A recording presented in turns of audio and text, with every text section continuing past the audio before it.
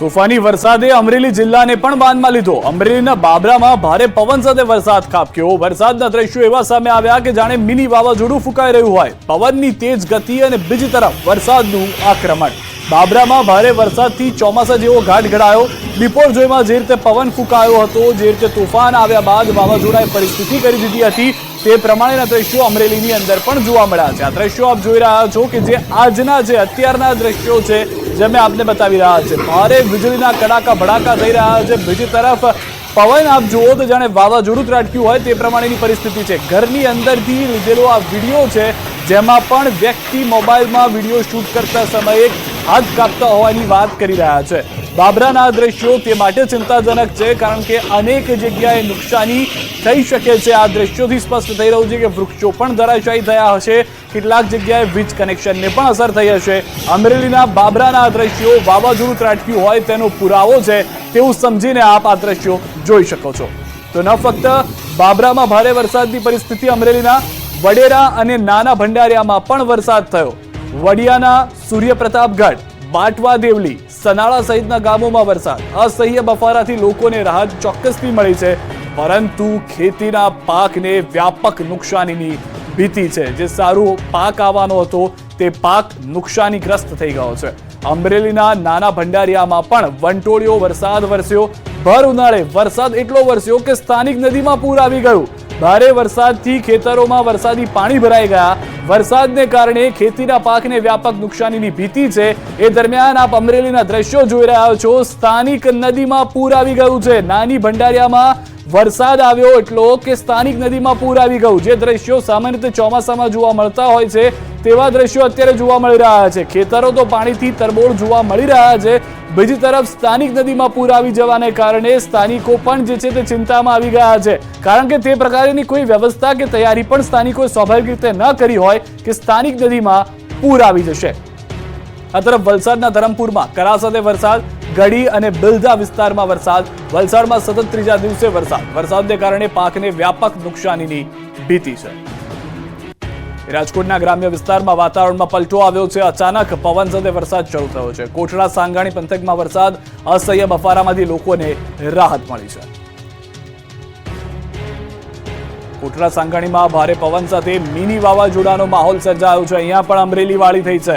માણેકવાડા, રાજગઢ, માંડવા, વડિયા સહિતના ગામોમાં વરસાદને લઈને ખેડૂતોમાં ચિંતાનું મોજું છે તે જોવા મળી રહ્યું છે। કોટડા સાંગાણીના દ્રશ્યો કે જ્યાં આગળ કરા સાથે વરસાદ થઈ રહ્યો છે। અનેક એવા વિસ્તારો કે જ્યાં આગળ મોટા કરા પડ્યા છે અને વાવાઝોડા સાથેનો વરસાદ જોવા મળી રહ્યો છે। પવનની ગતિ ખૂબ જ વધારે હોય તેવું પણ સ્થાનિકો જણાવી રહ્યા છે। તો રાજકોટના જ વધુ એક વિસ્તારની વાત કરીએ, ગોંડલ પંથકમાં પણ વાતાવરણમાં પલટો આવ્યો છે। વાદળછાયા વાતાવરણની વચ્ચે સર્જાયો છે મિની વાવાઝોડા જેવો માહોલ। તાલુકાના દરેડી, શ્રીનાથગઢ, મોવિયા સહિતના અનેક ગામોમાં ફૂંકાયો છે ભારે પવન। દ્રશ્યો આપ જોઈ રહ્યા છો। ભારે પવન સાથેનો આ વરસાદ જોવા મળી રહ્યો છે। એક તરફ ધોધમાર વરસાદ સહન કરી રહ્યા છે સ્થાનિકો, ખેડૂતો અને ખેતીનો પાક। બીજી તરફ આ ધોધમાર વરસાદ ભારે પવન લઈને આવ્યો છે, જેના કારણે વીજ કનેક્શન ને અસર થઈ રહી છે। વૃક્ષો ધરાશાયી થઈ રહ્યા છે। અંબાજી ડાંગમાં જોરદાર વરસાદ ખાબક્યો તો સૌરાષ્ટ્રમાં વરસાદી માહોલ જામ્યો। યાત્રાધામ અંબાજીમાં પણ વીજળીના જોરદાર કડાકા ભડાકા સાથે ફરી વરસાદે પધરામણી કરી। ચોમાસા પહેલા જાણે કે મેઘરાજા મન મૂકીને વરસવા ઉતાવળા બન્યા। વરસાદ એટલો અનરાધાર ખાબક્યો કે અંબાજીના રસ્તા પર સૈલાબ જેવી સ્થિતિ સર્જાઈ। પાણી ભરાતા કેટલાક વિસ્તારોમાં વાહન ચાલકો અટવાયા। વરસાદનું જોર વધતા અંબાજીની નીચાણવાળી વિસ્તારોની અંદર પાણી ભરાવાની શરૂઆત થઈ ગઈ। પ્રી મોન્સૂન એક્ટિવિટીના ભાગરૂપે પડી રહેલો આ વરસાદ ખેડૂતોને રડાવી પણ રહ્યો છે, કારણ કે આ વિસ્તારમાં હાલ બાજરી, અડદ, મગ, તલ સહિતના પાકોનું વાવેતર થયેલું છે, જેમાં નુકસાનીની આશંકા છે। દક્ષિણ ગુજરાતમાં જાણે કે ચોમાસું બેસી ગયું હોય એમ સતત ત્રીજા દિવસે વરસાદ ખાબક્યો। ડાંગના આહવામાં જોરદાર પવન સાથે વરસાદ વરસ્યો। સોમવારથી લઈને બુધવાર સુધીમાં દરરોજ બપોર બાદ આહવામાં મેઘરાજાએ પધરામણી કરી। પવનના સુસવાટા સાથે બુધવારે પણ થોડા સમય માટે મેઘરાજાએ તાંડવ મચાવ્યું। અસહ્ય ગરમી વચ્ચે પ્રવાસીઓ ખુશખુશાલ થયા, જોકે ખેડૂતોને ઉનાળુ પાકમાં નુકસાનીની આશંકા છે।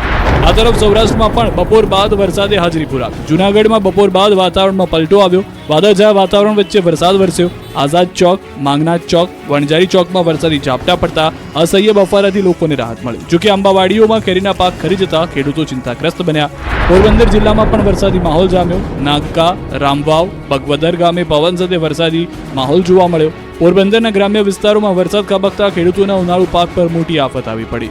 રણ પ્રદેશ કચ્છમાં પણ ચોમાસું જામ્યું હોય એવા દ્રશ્યો સર્જાયા. સતત ત્રીજા દિવસે કચ્છના કેટલાય વિસ્તારોમાં વરસાદી ઝાપટા ભીંજાઈ ગયા હતા. ભચાઉ, અબડાસા, નખત્રાણામાં વીજળીના કડાકા ભડાકા સાથે વરસાદ ખાબક્યો. આ તરફ અંબાજીમાં વરસાદી માહોલ છવાયો. ધીમી ધારે વરસાદ વરસતા અંબાજીમાં યાત્રિકો ભીંજાયા.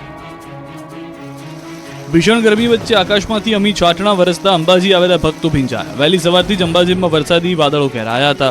બપોર બાદ આ વાદળો વરસાદ બનીને વરસ્યા. 2 થી 3 દિવસથી અંબાજી પંથકમાં વાદળછાયું વાતાવરણ હતું, ત્યારે આજે વરસાદ વરસતા લોકોને કાળઝાળ ગરમીમાંથી રાહત મળી. સતત બીજા દિવસે અંબાજીમાં વીજળીના કડાકા ભડાકા સાથે વરસાદ ખાબક્યો. કેટલાક વિસ્તારોમાં ધોધમાર તો કેટલાક વિસ્તારોમાં ધીમી ધારે વરસેલા વરસાદથી વાતાવરણમાં ઠંડક પ્રસરી. જોકે વરસાદથી ખેડૂતોની ઊંઘ હરામ થઈ ગઈ, કેમ કે ઉનાળુ પાક પર આકાશી આફત વરસતા ખેડૂતોને નુકસાની સહન કરવી પડે તેવી પરિસ્થિતિ છે. બાજરી, અડદ, મગ, તલ સહિતના પાકને નુકસાનની ભીતિ છે. ભર ઉનાળે વરસેલા વરસાદે ડાંગ જિલ્લાને જાણે કે ચોમાસાની યાદ અપાવી દીધી. કેટલાય દિવસોથી ડાંગમાં વરસાદી માહોલ સર્જાયેલો છે. બપોર બાદ કાળા ડિબાંગ વાદળો આવી ચડ્યા અને સાંજ પડતા તો ચોમાસા જેવો વરસાદ વરસ્યો.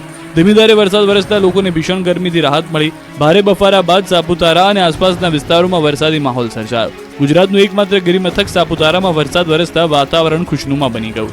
અતિશય ગરમીમાં વરસાદ પડતા વાતાવરણમાં ઠંડક પ્રસરી. જોકે ડાંગર, વરાઈ, નાગલી જેવા પાકોને નુકસાનીની થવાની ખેડૂતોમાં ભીતિ છે.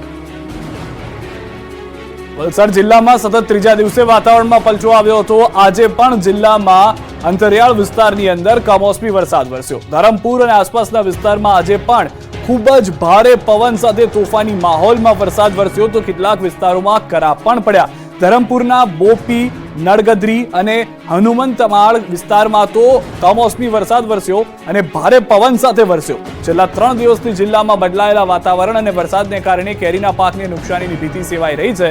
આથી ખેડૂતોમાં ચિંતાનો માહોલ છે. હજુ પણ જિલ્લામાં વરસાદની હવામાન વિભાગની આગાહી યથાવત છે. આ તરફ અમરેલીથી વધુ એક મહત્વના સમાચાર. અમરેલી લાઠીના આંબરડીમાં ફૂંકાયો ભારે પવન.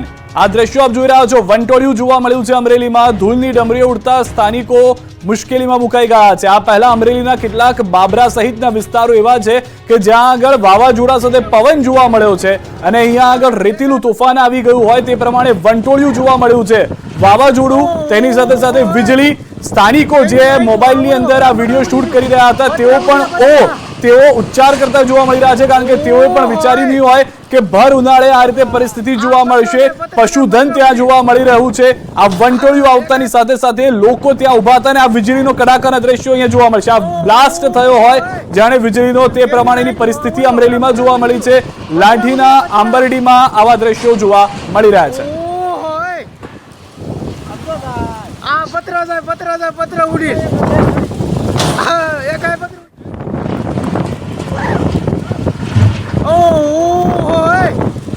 કેવી લાઈટ ઓલા મગર ઉડી ગયું.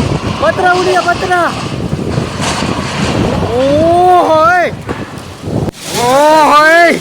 દેખાતું રીતે એટલી ધૂળ ધૂળ. આમ જો ઓલા પણ